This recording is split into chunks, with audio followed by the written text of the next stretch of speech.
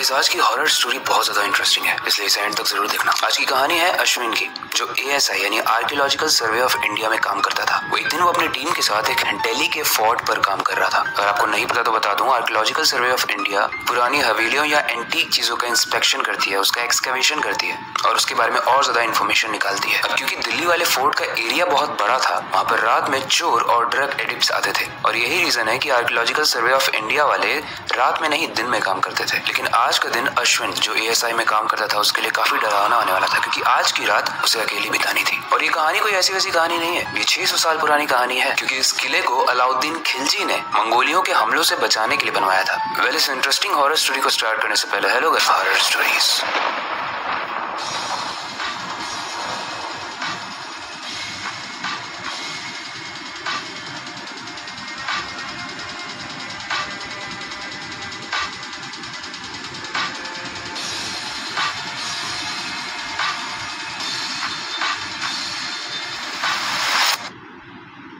Guys इस palace को, इस महल को बनवाने के बाद ऐसा माना जाता है कि अलाउद्दीन खिलजी ने गुस्से में 8000 मंगोलियों के सर को काटकर इसी पैलेस के दीवालों में चुनवा दिया था और उन खोपड़ियों को इन दीवालों में चुनवाने के बाद उसी दीवालों से पूरा शहर बसाया गया। वहाँ के लोगों का मानना है कि आज भी वहाँ पर उन सरकटे सिपाहियों की प्रेजेंस फील होती है। कई बार वहाँ पर घोड़ों पे सवार मंगोलियों की आवाज आती है और यही रीजन है कि यहाँ पे रात में कोई भी नहीं रुकता है, क्योंकि यहाँ जो रुकता है उससे वो दीवार निकल लेता है जहाँ पर बहुत सारे सर चुनवाए गए थे। ये सारी कहानी सुनने के बाद अश्विन बहुत क्यूरियस हो गया। यूजुअली लोग डर जाते हैं, बट वो क्यूरियोसिटी से बढ़ गया। उसके अंदर बहुत सारे क्वेश्चंस आ गए, तो क्वेश्चंस का आंसर तो एक्सप्लोर करना ही था। इसलिए अंधेरा होते ही जब उसकी टीम चली गई तो वो रात में रुकने का फैसला करता है, एक्सप्लोर करने का फैसला करता है। अश्विन ने अपने पास एक कैमरा रखा, एक नोटपैड रखा और एक टॉर्च रखा। रात में बाहर से तो वो किला बहुत ज्यादा सुंदर लग रहा था, लेकिन अंदर क्या होने वाला था वो कोई नहीं जानता था। लेकिन उस किले के अंदर जाने से पहले एक मस्जिद आता है, जिसके आसपास बहुत ज्यादा सन्नाटा था, बहुत सारी झाड़ियां थी वहां पे। लेकिन फिर भी वो हिम्मत करके क्रॉस करता है और वो उन्हीं दीवालों से गुजर रहा था जिनके अंदर सर गड़े हुए थे। वो कैमरा ऑन करके आगे बढ़ ही रहा था, तभी उसे कैमरे में एक सर दिखता है जो दीवार से निकल रहा था। वो घबरा के उसने कैमरा हटाकर अपनी आंखों से देखा तो वहाँ कोई नहीं था। अब जब क्यूरियोसिटी में वापस उसने कैमरे से देखना चाहा तो कैमरा ही बंद हो गया।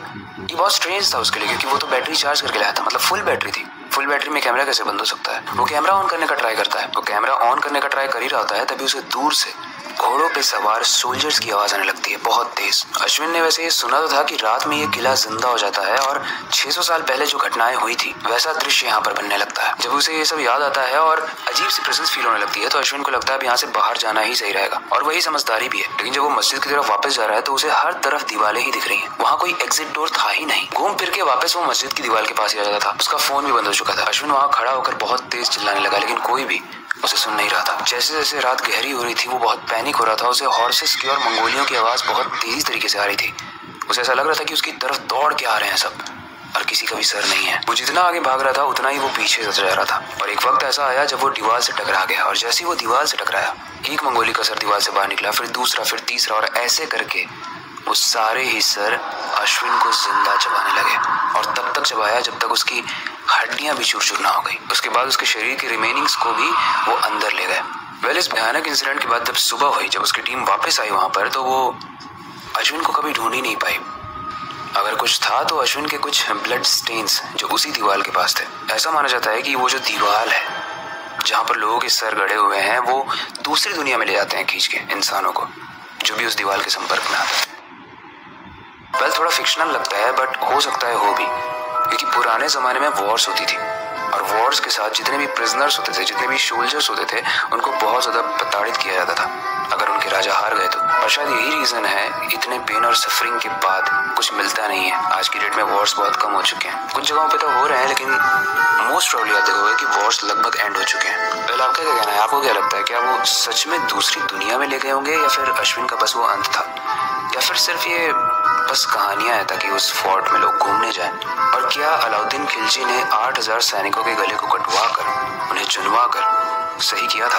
आपको इस रिलेटेड कोई भी फीडबैक हो आप कमेंट सेक्शन में बता सकते हो। ये स्टोरी कैसी लगी उसे भी बताना।